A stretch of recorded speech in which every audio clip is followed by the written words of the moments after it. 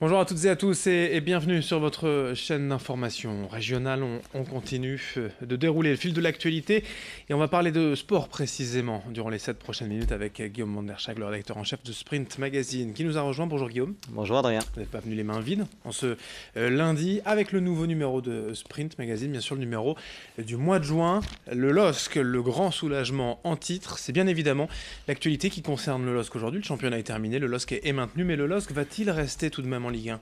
Les dirigeants lillois qui ont passé leur grand oral face à la DNCG mardi dernier et la DNCG qui n'a pas donné son feu vert tout de suite, même si les choses sont plutôt bien embarquées d'après quelques sources sûres. La DNCG aurait demandé quelques garanties financières supplémentaires au président Lopez, qu'il était censé certainement fournir avant le week-end, et on aura la décision définitive de la DNCG demain. Donc a priori ça devrait passer, il n'empêche que ça ne pourra passer que si Lopez vend certains joueurs. Et puis il se dit aussi que la DNCG va peut-être donner le feu vert, mais avec quelques restrictions. Alors quelles peuvent être ces restrictions? Ça peut être d'abord une interdiction de recruter à titre onéreux, ou alors simplement un encadrement de la masse salariale. En tous les cas, Lopez aurait trouvé, on annonce des sommes allant de entre 120 et 150 millions d'euros, mais ça passera forcément par la vente de certains joueurs et notamment les meilleurs. Alors parmi l'effectif lillois, qui peut-on voir partir, qui va partir? Alors, bien sûr, il y a ceux dont la valeur marchande est la plus importante. On pense à Pepe, on pense à Soumaoro, on pense à Mendes, qui était très courtisan début de saison.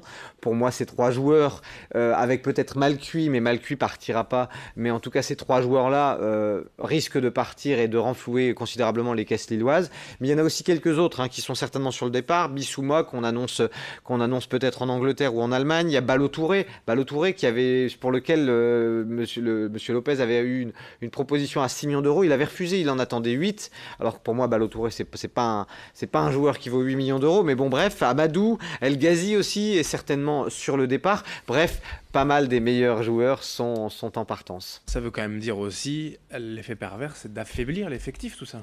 Oui, alors fort heureusement, il y a quelques joueurs de qualité qui sont en prêt, qui risquent de revenir. Je pense à Xeka, qui était parti à Dijon, le Portugais, qui est un super joueur, qui avait fait une belle saison l'année dernière et qui pourrait revenir poser ses valises à Luchin. De même que Eder, le fameux buteur portugais de l'Euro face à la France. Eder qui d'ailleurs a fait champion de Russie avec le Lokomotiv Moscou, qui a marqué le but de la victoire lors du dernier match de championnat. Eh bien, Eder lui aussi pourrait revenir, d'autant que si Galtier reste l'entraîneur du LOSC, Galtier a déjà plusieurs fois glissé qu'il aimait bien le profil de Eder. Mais en tout cas, il faudra, ça c'est sûr, et Galtier c'est sa priorité apparemment, il faudra recruter des cadres pour que l'équipe soit plus confiante, soit plus fiable, soit plus sereine dans les moments difficiles. Reste encore à espérer que Galtier reste, parce que on a entendu que Nice n'a pas oublié la piste Galtier. Donc voilà, on est encore plein de points d'interrogation en cette fin de saison, mais ça va commencer par le verdict de la DNCG qui devrait tomber ce mardi. Et on vous tiendra bien évidemment informé ici même. Alors on va quand même encore parler de football, mais de Lens d'abord à l'étage inférieur. Alors oui, du côté du RC Lens, il n'y a pas beaucoup d'infos qui circulent, mais ce qui est sûr, c'est que le nouvel entraîneur Philippe Montagnier, qui avait amené Boulogne de la CFA à la Ligue 1, qui avait permis à Valenciennes de se maintenir, qui est ensuite parti du côté de la Real Sociedad, etc. En tout cas, Montagnier, lui, sera présenté à la presse ce mercredi et travaillerait déjà activement avec Éric Roy, le dirigeant lensois, pour construire une équipe qui serait capable, apparemment c'est l'ambition, c'est ce qui fuite, qui serait capable de jouer la montée dès la saison qui arrive.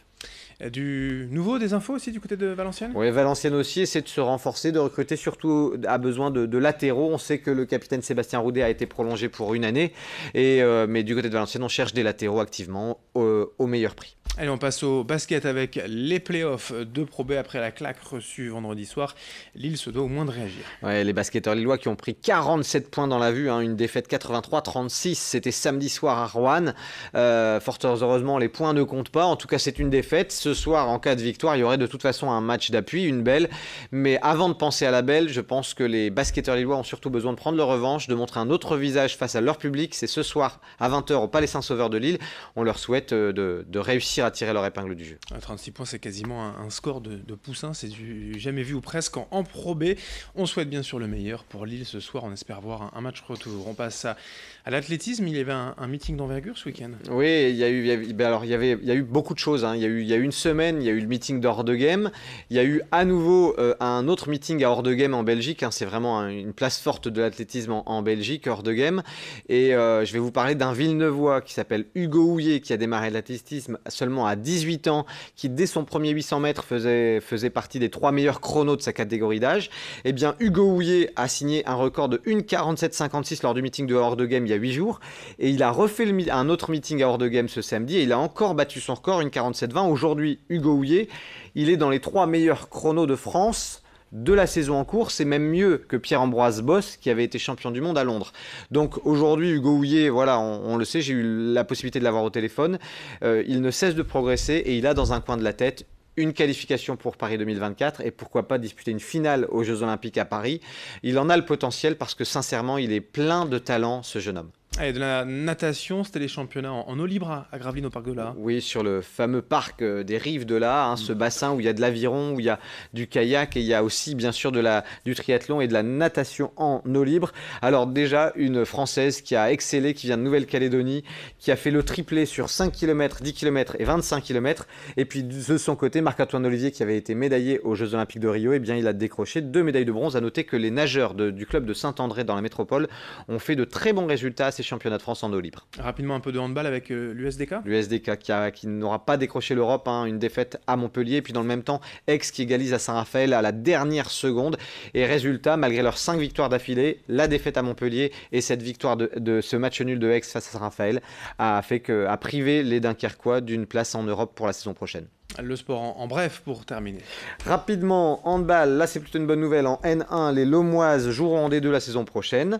En ring hockey, Saint-Omer a terminé sa saison par une victoire 6-0. C'est vraiment une belle saison pour les Audomarois puisqu'ils avaient fait une victoire en Coupe de France et ils terminent deuxième de la phase régulière. Et enfin en basket, c'est fini pour Boulogne qui espérait décrocher un ticket pour la Pro B, mais ils se sont inclinés 92-80 en National 1. Merci Guillaume pour toutes ces infos et à vendredi pour un nouveau Week-end Sport. C'est pas terminé. Bonne semaine à tous. Merci à vous de nous avoir suivis. Dans un instant, la suite du programme, notamment vos prévisions météo. Très belle journée à toutes et à tous.